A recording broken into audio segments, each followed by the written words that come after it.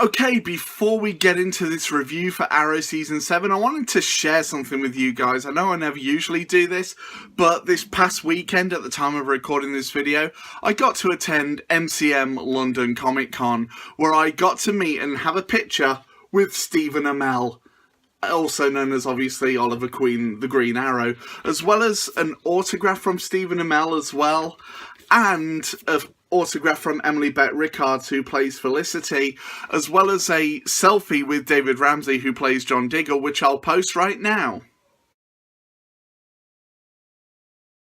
So, hope you guys enjoyed that little look, but now let's prepare to really delve into this season of Arrow.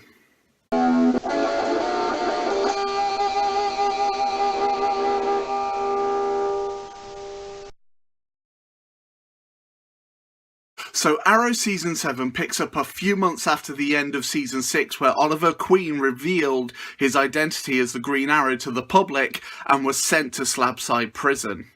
And we pick up right more or less where it left off, where Oliver is incarcerated for obviously being the vigilante known as both the Arrow and the Green Arrow.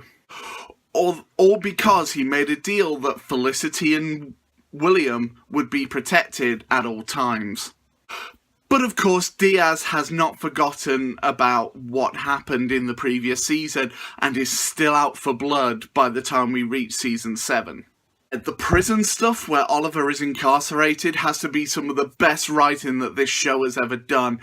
And even when Oliver gets out of prison and the season continues, we are still treated to some brilliant episodes throughout the course of this season.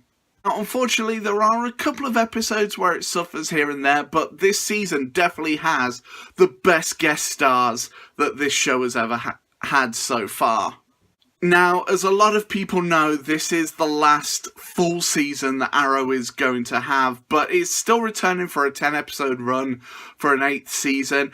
But by the time you reach the end of Season 7, you do kind of start to feel that things are starting to wrap up.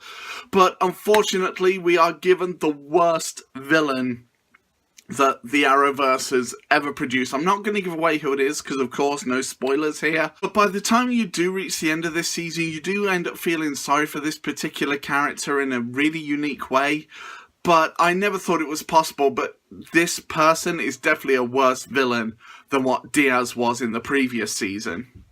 It's also interesting seeing the integrating relationships develop in Team Arrow here, and this season, which is really interesting depending on which angle you look at it from, we're not treated to flashbacks but flash forwards. Now in some ways this works great for the show, as it's interesting to see what happens post obviously the events of what's going to happen in Season 8, but also it works against the show as it kind of, ruins things for the future of the show in a way.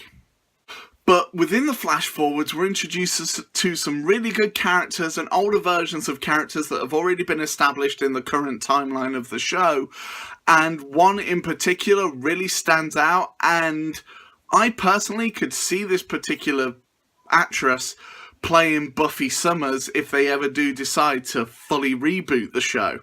So, despite my hang-ups with Arrow Season 7, it's still a fantastic season. In my opinion, it's one of the best that they've done in a while. Probably since, obviously, Season 5 was amazing, and you're never gonna top the levels of Season 1, 2, 3, and 5. But Season 7, I'm happy to say, joins those ranks, and I'm happy to give it a full 10 out of 10. Thanks for watching this, guys. As always, now it's over to you. So feel free to comment below and tell me what your thoughts are on Arrow Season 7.